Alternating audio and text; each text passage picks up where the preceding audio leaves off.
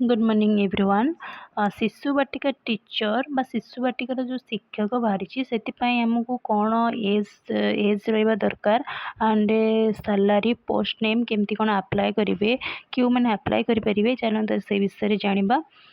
ता पूर्व मो चैनल को सब्सक्राइब कर दिंतु जहाँफल न्यू वीडियो नोटिफिकेशन आपण पाखे पहुँची क्यों मैंने अप्लाई करेंगे ये देखिपारे all Odisha candidates both male and female and a place of posting school across Odisha.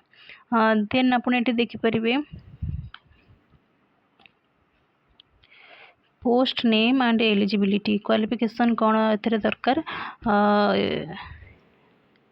Qualification दरकार कौन +2 पास करथिया दरकार एंड 50% मार्क रही दरकार 50% मार्क एबव नहले 50% रहिले any stream arts science commerce जहाँ भी करथांतु अप्लाई करेंगे एंड ता सहित DCE कोर्स करथिबा नि दरकार diploma in early child care and education ये जो कोर्सटा कहते यहाँ 1 ईयर एंड एथरे डिस्टेंस लर्निंग तापरे भी PGDPPED post graduate diploma in pre primary education ये कोर्सटा भी करथिबा नि दरकार नहले फ्रॉम अप्लाई करें। एज लिमिट कौन रोची ना minimum age 20 years and maximum age 38 years.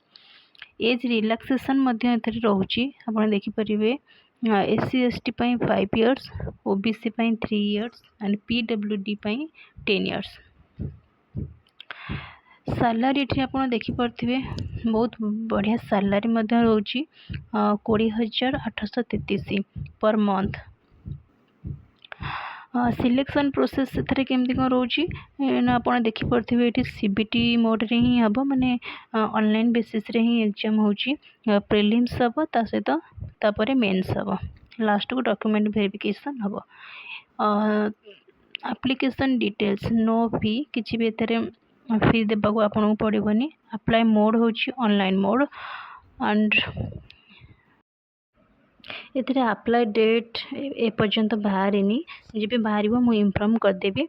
Then required documents कौन देखिपे educational qualification certificate and marksheet दरकार कास्ट सर्टिफिकेट दरकार सिग्नेचर एंड फोटोग्राफ दरकार अदर रिलेवेंट डॉक्यूमेंट।